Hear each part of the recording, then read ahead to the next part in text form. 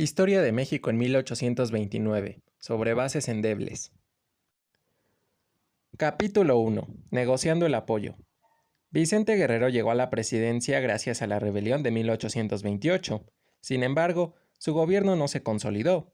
Por un lado, las logias francmasónicas que lo apoyaron se mostraron titubeantes. Por otro, las arcas públicas se encontraban vacías. Así, el gobierno ni siquiera podía obtener crédito. Ante esta situación, Guerrero se vio obligado a fortalecer sus alianzas. Concedió a los artesanos la petición de subir los aranceles a los textiles extranjeros. Inclusive, el Congreso llegó a prohibir su importación. Asimismo, reafirmó sus tendencias antiespañolas al expedir en marzo una ley que solo permitía la estancia del país a los peninsulares que padecieran impedimentos físicos. Capítulo 2. Intento de reconquista. El 27 de julio de 1829 sucedió lo que temieron todas las administraciones del México independiente. España envió un ejército a recuperar a su antigua colonia. Las tropas dirigidas por el brigadier español Isidro Barradas desembarcaron en Cabo Rojo, cerca de Tampico. El gobierno federal envió al ejército a combatir a los invasores. Los acompañaban milicias estatales, como las encabezadas por Antonio López de Santana y Manuel Mier y Terán. Las huestes ibéricas se encontraron con un clima tropical que entorpeció su desempeño. Aunado a esta dificultad, un huracán golpeó Tampico y esto impidió la adquisición de víveres. Finalmente, el 11 de septiembre, el brigadier presentó su rendición. Capítulo 3. Economía en crisis. El gobierno de Guerrero se vio seriamente afectado por el gasto que entrañaba la defensa de la nación. El ministro de Hacienda, Lorenzo de Zavala, palió los efectos con nuevos impuestos que afectaban los sectores propietarios más prominentes y la injerencia de los estados en la recaudación fiscal. Ante las protestas, el régimen guerrerista perdió gran parte de sus colaboradores. Capítulo 4. El fin del gobierno de Guerrero. Ante el desequilibrio que mostraba la administración de Guerrero, las élites regionales reaccionaron de manera violenta. El 4 de diciembre, Anastasio Bustamante, vicepresidente de la República, se manifestó a favor del Plan de Jalapa, elaborado por Bustamante y Antonio López de Santana. Este grupo pedía la anulación de los poderes extraordinarios que el Congreso otorgó al presidente. Además, exigía la destitución de algunos funcionarios. Guerrero renunció a los poderes extraordinarios y convocó al Congreso a sesiones urgentes. Sin embargo, la convocatoria no fue atendida. Acorralado, Guerrero abandonó la Ciudad de México el 16 de diciembre y se dirigió al sur del país, en tanto que el Congreso lo desconoció como presidente. Capítulo 5. El júbilo de la victoria. La noticia de la invasión del brigadier Barradas desencadenó gran resentimiento hacia los españoles. El patriotismo se exacerbó tanto entre la población mexicana que por unos momentos olvidó sus diferencias y se unió contra el enemigo común. En medio de este ambiente, llegó a la Ciudad de México la nueva de que Barradas había sido derrotado. El presidente Guerrero supo de la victoria en medio de una comedia en el teatro principal. La gente comenzó a celebrar de inmediato. Se dice que la noche del 20 de septiembre se cubrió la ciudad de improvisadas iluminaciones y los cohetes y los repiques pusieron en vela a todos sus habitantes. Capítulo 6. Alamán y la coyuntura de 1829. El vicepresidente Anastasio Bustamante tomó el poder gracias al Plan de Jalapa. Debido a la falta de legitimidad que rodeaba su gobierno, Bustamante se apoyó en Lucas Alamán, quien apoyó nuevamente el cargo de ministro de Relaciones. Tal puesto era muy importante, por lo que Alamán ejerció bastante poder. Su participación en el gobierno de 1830 a 1832 fue relevante y profunda, de tal manera que ese periodo se ha denominado como la Administración Alamán. Este régimen buscó someter a sus enemigos por diversos medios, como la censura a la libertad de imprenta y las alianzas con grupos desplazados por el gobierno de Guerrero. Alamán buscaba construir estabilidad en el país a través de estas medidas. Capítulo 7. Política económica. Consciente de la situación económica y social de México, apoyó la industria manufacturera. Este proyecto encontró oposición entre aquellos como José María Luis Mora, que consideraban que el país progresaría sobre una base predominantemente agrícola y minera. Como parte del programa para fomentar la industria, se creó el Banco de Avío, institución que otorgó créditos para impulsar la manufactura. Capítulo 8. Diplomacia. Lucas Alamán fue un político y diplomático sumamente perspicaz. Le preocupaba la escasez de ciudadanos mexicanos al norte del país debido a las pretensiones expansionistas del gobierno estadounidense.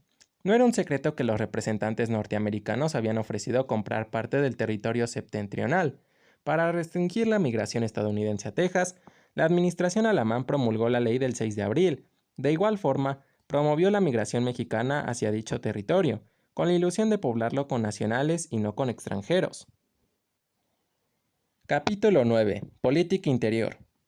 Alamán estaba convencido de que el populismo debía combatirse, porque causaba mucho daño a la política. A su juicio, las masas eran manipuladas por demagogos que solo buscaban hacerse del poder de una u otra forma. Consideraba que no todos tenían las mismas capacidades para gobernar, ya que no todos tenían educación suficiente. Así, buscó restringir el voto a ciertos grupos que cumplían con determinadas características. Por consiguiente, se limitó la participación popular en las elecciones. Para poder elegir o ser electo, era necesario ser propietario o contar con una renta anual estipulada. Esto daba el derecho al voto solo a los rancheros, hacendados, comerciantes, empresarios y profesionistas, es decir, a un grupo con la ilustración necesaria para participar activamente en la toma de decisiones. Capítulo 10. El centralismo político. La administración alemán optó por un sistema de gobierno centralista.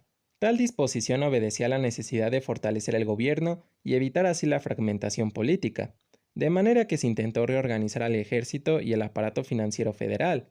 Esto le valió la oposición de los estados y no obtuvo gran éxito. Capítulo 11. Las bases del pensamiento conservador. Alamán tuvo una noción particular acerca de la soberanía nacional. Las medidas adoptadas durante su administración giran en torno de la idea de proteger la identidad construida con base en la tradición hispana. Así, se oponía al liberalismo que imperaba entre muchos de sus compatriotas, quienes confiaban en tal política como garante del desarrollo del país. Alamán estaba consciente de que dicha corriente respondía a intereses encontrados y que, si bien le era favorable a países como Estados Unidos, no se podía implantar en México. Buscó por lo mismo reconciliar el pasado virreinal con el presente del México independiente, con un sistema de gobierno distinto, pero su proyecto de nación no fue bien recibido por la población. Los federalistas se opusieron a las medidas que fortalecían al gobierno central, y muchos criticaron el asesinato de Guerrero. Todo ello desembocó en la Guerra Civil de 1833, que llevó a Bustamante a firmar su renuncia.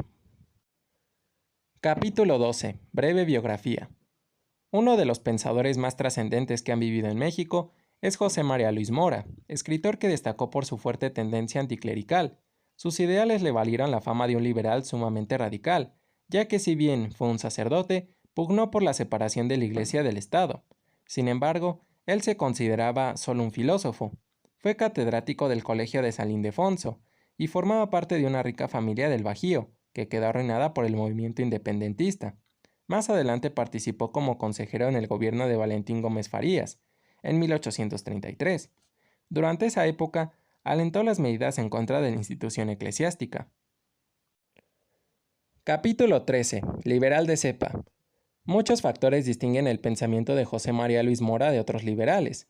Un ejemplo lo encontramos en sus críticas a los proyectos de los yorquinos a lo largo de la década de 1820.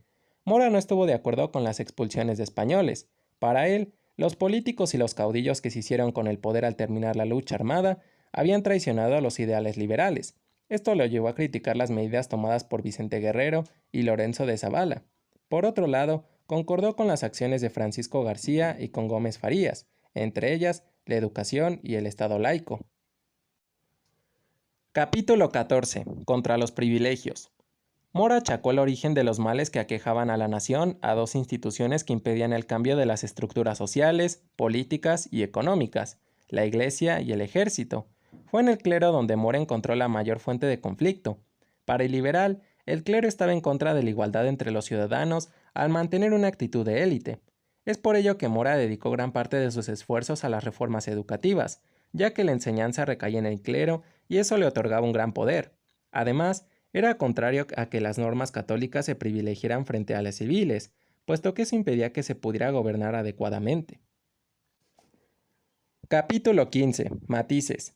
En la disertación sobre la propiedad y los bienes del clero de 1831, Mora se mostró en contra del pago obligatorio del diezmo debido a que consistía en una remuneración injusta y que perjudicaba mucho a los campesinos mexicanos. Asimismo, manifestó su oposición al ocio de los religiosos, quienes vivían de las contribuciones y no trabajaban. Cabe notar que Mora no estaba en contra de todos los religiosos, pues solo atacaba a aquellos que eran corruptos y que no beneficiaban a sus comunidades. Capítulo 16. Propiedad e igualdad. José María Luis Mora defendió la propiedad privada como uno de los principios fundamentales del liberalismo, puesto que el pequeño propietario era quien impulsaba la economía y movía el mercado, el cual no debía estar reglamentado en exceso por el Estado.